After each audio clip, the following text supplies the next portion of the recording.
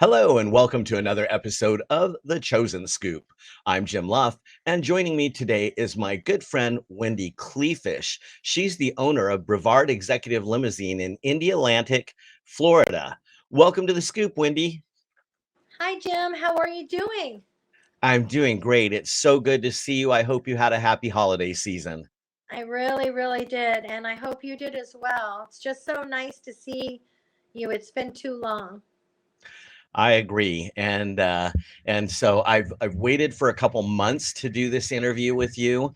The last time that I wanted to do this interview, you were in the middle of a hurricane, so you're a little busy to take time to talk to me, and I understand that. But obviously, we have some viewers who are probably fascinated with limousine services, like I was when I was a kid. I thought they were great, so that's how I ended up in the limo business for my first career. Now I'm on my second career. But tell us a little bit about your limousine service, when you got started in the business.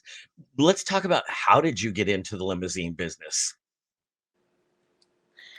Okay. Well, thank you so much for having me, Jim. That's, to me, is such an honor to start the new year off and get an interview with you. Um, I've been in the industry since the late 90s, and that's when we first met in Atlantic City. And I believe it was in 1996 or 7. Um, we both had leather jackets on with limos on the back, and it was very trendy to have a leather jacket with your limousine and your company on it. Yes, So it's yes. been quite a while. And at that time, I was managing a company. It's fine. We all know we're at home. Yes, I am at home, and my baby girls wanted to say hello to you as well. And They of hear course, you. that caused my dog to immediately come to my office at my feet right now. So, uh, carry on. So, I mean, yes, I definitely remember meeting you. In Hmm. fact, I can visually remember the hallway where I met you. Um, so what? I mean, what caused you? Did you have an opportunity to get in the limo business? Yes, I did. So I was actually working a detail on the side of the road, and a limousine broke down. And at the time, we were using pagers, Yes. and the vehicle needed assistance. And he came over and tapped on the window, and I called a tow truck for him. He gave me his business card, and along with his, personal cell number. If you ever need anything, don't hesitate to call.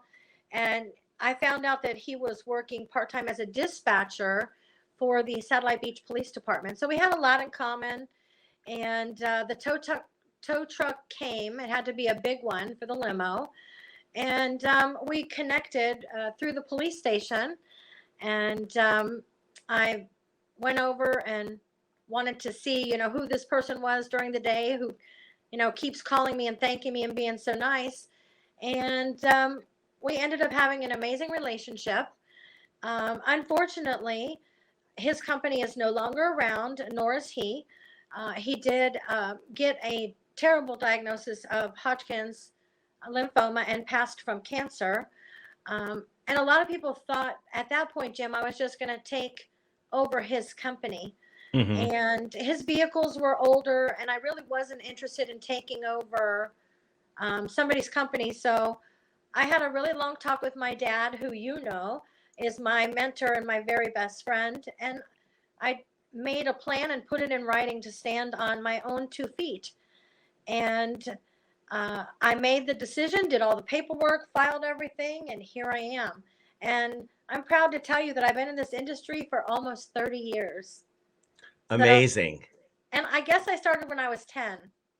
Yeah, that's what we'll go with. Me Yeah. too. Yeah. I think that's a fascinating story. And so I mean, I just want to clarify this. So you see the limo broke down and you decide to stop to be a little helper. A And little helper. it changed the whole trajectory of your life. It really did. Um, I was having some health complications myself. We had a lot in common. and we clicked. And at that time, he had one limo and one town car. And I started working part time, uh, a little Driving bit, for him? Were you driving, driving? Yeah. driving a little bit. And then he asked me one day when he wasn't feeling good, "Do you think you could drive the limo?" And I was like, "Well, sure," because I had towed a boat. I was actually from Hawaii. I've sailed my whole life. Towing boats is not easy to do on a trailer. So I thought, no problem. A limo is, going to be a piece of cake for me. So he jumped in the car with me, and I literally drove around wherever he said to go. And then he had me parallel park the limo, and well, no problem. And then his big thing was to keep the divider up so that I always learned to use the peripheral mirrors. Right. Peripheral vision is definitely um, my best friend when I would drive the stretches. But fast forward, I was the only company out here with a Hummer limousine, and it was a 140-inch conversion. So you can imagine, here's this young girl driving this great big limo, and people would literally flip out, Jim, when I would pick them up at their house and get the party loaded. They would be like, "You're driving this Yeah. big?" Yes, and I was one of the only female chauffeurs in the industry for a good decade. So I stood out like a sore thumb. And people wanted me to drive them. And the company uniform was a tuxedo. So I had a pink, which you may remember, a pink sparkly lapel pin. So I was always appropriately dressed, covered from head to toe, was getting a lot of requests, and we grew. We grew from 2 cars to 12 cars. I So, love it. yes. So S- it was good. So, one of the reasons that I wanted to have you on the Chosen Scoop is that um, running a 24-hour business. I mean, I did it for 25 years. When you run a business 24/7, it is just that your life is consumed 24/7 by your business. It's a considerable challenge. And then when you throw in hurricanes into the mix, and as you mentioned, health troubles yourself. I'm not going to get into that conversation out of respect for your privacy, but Thank you. um, you know, you've had health challenges, you've had hurricanes. I mean, really, in the past 3 years, with COVID involved, COVID, the hurricanes, and your own personal health, you have been put through the ringer. Yet, every time I talk to you, every time I see you, you've got that big smile going on. And I felt like you are going to be such an inspiration to those watching to kick off 2023. So let's go back to let's start with 2020 and COVID-19 hits.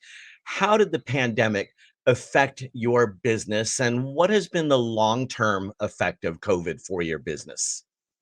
Sure. So let me give you a short version of this, Jim, because the impact was extreme. When I saw you last at the trade show in Vegas, I had just purchased a jet limo, a jet sprinter. It's not a limo, a jet sprinter. I have a limo sprinter, a people mover, and now I have a jet sprinter. The delivery of the jet sprinter was in February. The whole world shut Of down 2020. of 2020. And and Yes. and effectively March 17th of 2020, the world shut down. March 17th, I got a brand new air conditioner because the AC blew up in the office, and they weren't sure if they were going to be able to come out here because of Right. the world shutting down. And then, of course, I begged them to please come and put the AC in, and they did. But yeah, it was like a roller coaster. A lot of learning curves came out of this, though. I feel like, if I'm being very honest with you, I am a better business person because of it. I will never finance anybody's company ever again. I don't care who you are. And I pause because I really want that to sink in with some of my industry peers that might or or may catch wind of this podcast that we're doing. I will never do that. I took a huge hit because of my connections in Las Vegas, and one of the NLA members who wishes to remain anonymous, I was able to connect with the owner of the Four Seasons Hotel in Jackson Hole, Wyoming, which apparently is this amazing, beautiful place to ski, like better than anything. So he reaches out and he says, I hear you have a couple sprinters for sale. I would like to use them for my concierge side of my business. And it literally kept me from bankrupting myself. Wow. The gentleman that purchased the vehicle had me take it to the Mercedes dealership because the mileage on the vehicles were so low. Well, we know why the vehicles were so low, Jim. The Of course mileage. we do. But he had never met me face to face. He didn't know who he was talking about. He's Jackson Hole, Wyoming. So I did what he asked, and he immediately took the vehicles, and I was able to sell the third one to another company in Utah. So that helped me a lot. Downsizing. What happened was all the companies that owed money, they all shut their businesses down. Right. So it's like sink or swim. So you either sell your equipment, and I didn't sell it for an abundance. I just wanted to get out of what I owed on it, Sure. or I would have bankrupted my company. Survival mode. I went into survival mode, and I also, still to this day, I refuse to finance anybody. These companies didn't care about all of us small people when we got shut down. I And I got understand. excuse after excuse after excuse as to why they couldn't pay. And it's public record who got the PPP. So you can look them up online. And I'm sure you know, we don't even have to name names, Jim. Right. Just don't finance anybody. So it was a great big learning curve for me, Jim. And I'm very proud to tell you that I did not borrow any money from anybody. Nice. Okay, we are getting close on the end of time, and I have a few more questions that are really pressing because, I live in California, so I've never been through a hurricane in my life, but I see this on the news. These horrendous hurricanes. I had the names Ian and Nicole, and so what happens with your customer reservations and your business in general when weather like that arrives? So everything cancels, all the flights get delayed. Um, the first hurricane was mild. So Ian really didn't do so much as a lot of water. Um, but there was an eerie feeling when Nicole was offshore. Jim, I was watching the wind a lot, and the wind it was a variable wind for me. Now, remember, I grew up on the water, I'm very familiar. And I said to my husband, we got to get the shutters up. There's just something about this storm that's not sitting well with me. And it hit us. Not only that, the news reporter on the Weather Channel was reporting from Indy Atlantic, Florida, and he was a fourth of a mile from where I'm sitting right here. We did lose the east side of the house. I did not post it on social media, but this is the Wow. worst damage that we have had to date, knocking on some wood here, from a hurricane. So Nicole was a bitch, and she ripped the east side of my house completely down. Wow. And that's just one more piece of tragedy that I had no idea. And yet here you are, still smiling. I just absolutely love it. Let's talk about who's a typical limousine client for you? Do you drive mostly corporate travelers, or is it weddings and funerals and that So stuff? I'm blessed, Jim. I've been doing entertainers for a solid 25 years. Not only myself personally driving them, but now I can have my team drive them. So I do all the entertainers that you see coming in and out of Florida. 99% of them are traveling in sedans or SUVs with my company, and I feel very thankful and blessed for that. The most recent one being Foreigner, which I did a lot of posts because I actually got to attend the show. Um, which was wonderful. I got to meet them all backstage, but um, that's what I do. I do entertainers, and I pivoted the company, and I do a lot of medical and a lot of funerals. Unfortunately, or fortunately, Jim, there's a lot of funerals going on right now. Yeah, It's a sign of there the times. there are.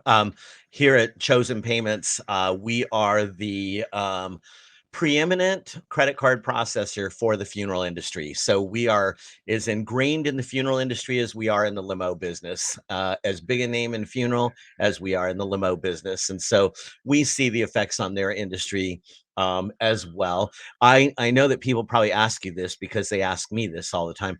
Who's the biggest star in your mind, the biggest star that you ever drove personally? Well, the biggest star that I have ever drawn, I would say, would be Oprah.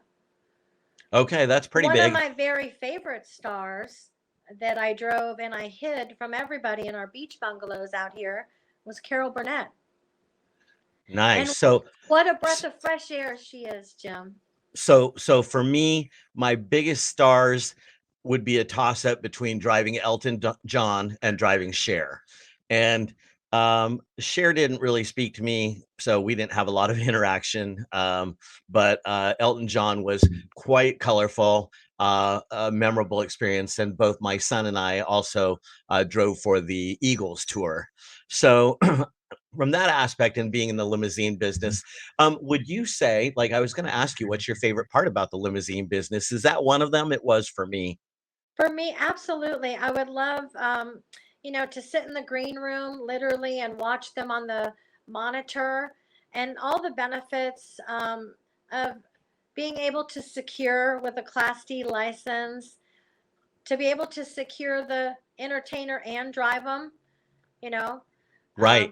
my most controversial was Bill Cosby, Mine and I too. and I Mine hid too. him. I hid him and protected him because it was my job. But we were chased, and just like with Oprah, I had decoy cars out there. Paparazzi chased the decoy cars on both these incidences. But um, I would like to tell you my least favorite entertainer. Mine too. Oh, is that Bill Cosby? No, it's Or Cindy Lauper. Really, it's Cindy Lauper because she's such a man hater. She was so mean to every single man around me that it really upset me. And there was a oh, handicapped child that was there, and he loved her, worshipped her. And again, I said handicapped, and she just, flicked him like a booger. Go away, get away from me. And I just always had a hard time with that. So every time I hear girls just want to have fun, this girl changes the station. ah, darn! You might have ruined that for me. I love that song. Well, Um, she ruined it for me. So. Yeah, well, to me, Bill Cosby, driving him ruined Dr. Huxtable for me. He is not Dr. Huxtable. That is a character that he plays. Yes. Anyway, as we begin to wrap up here, so we talked about the most favorite. What's your least favorite task of being a limousine service owner? Um, Answering the phone in the middle of the night Oh, for sure. And especially if you because get one at 3 in the morning where they say, I have a flat tire on the limo. yes, I mean, it's never a dull moment. The business keeps you No. on your toes, but you know, um, the least favorite would be the phone calls in the middle of the night, and then the chauffeur that doesn't check in an hour before, and then you know, Yeah. you're getting the ball rolling because you still got to get that client, and they still got to get to the airport. So, yeah, I So just as keep we smiling, Jim. Just got to keep smiling. I You don't love get it. anywhere being cranky and mad. You're such an inspiration to me. Um, we've talked about some of the odds that you found yourself with healthcare, with COVID, with the weather related incidents. There's a lot of other things going on in your industry, including the evolution of the autonomous car that's going to be self-driving, changes from fossil fueled cars to electric vehicles. As we wrap up, and this will be my last question, is what do you see for the future of the limousine industry in, say, 10 years? I see us flying around like the Jetsons. I Yeah, think they were long before their time. Yeah, I yeah, I, I think that we will someday be there. I, Anything else you care to share? I would just like everybody in this industry to know how much they're missed and loved. Yes, and, on that note, I'm going to say that, we here at Chosen Payments participate in a lot of conventions each year, and no matter what industry you're in, if you are watching this program right now, I know that Wendy supports this as well. Support your industry that supports you. Attend your conferences. Be a member of your trade association. Associations bring, tremendous benefits to the members. And in fact, I would be remiss if I didn't mention that Wendy is the former president of the Central Florida Limousine Association. Associations are very powerful. Any last final comment, Wendy? I just want to wish everybody a very happy new year and a blessed new year full of all great things. Keep a tab on that check light button that you hear or you sense, because if you're telling yourself, you might as well go ahead and get checked out. Something that I wished I had done sooner, if I'm being honest. Um, I just want everybody to know I miss you. I love you. I'm right here. I'm so thankful for the people that have picked up the phone to call and reach out. And I try and reach out. I find that there's a lot of depression out there. And if we talk about it, it's better. I can't agree more. I have nothing left to say after that. We're out of time for this episode of The Chosen Scoop. We've been speaking with Wendy Kleefisch. She's the owner of Brevard Executive Limousine. Wendy, thank you so much for joining me today and sharing such valuable information. We appreciate all of you taking the time to watch this episode, and we will see you again soon on another episode of The Chosen Scoop. Bye, everyone. Thank you.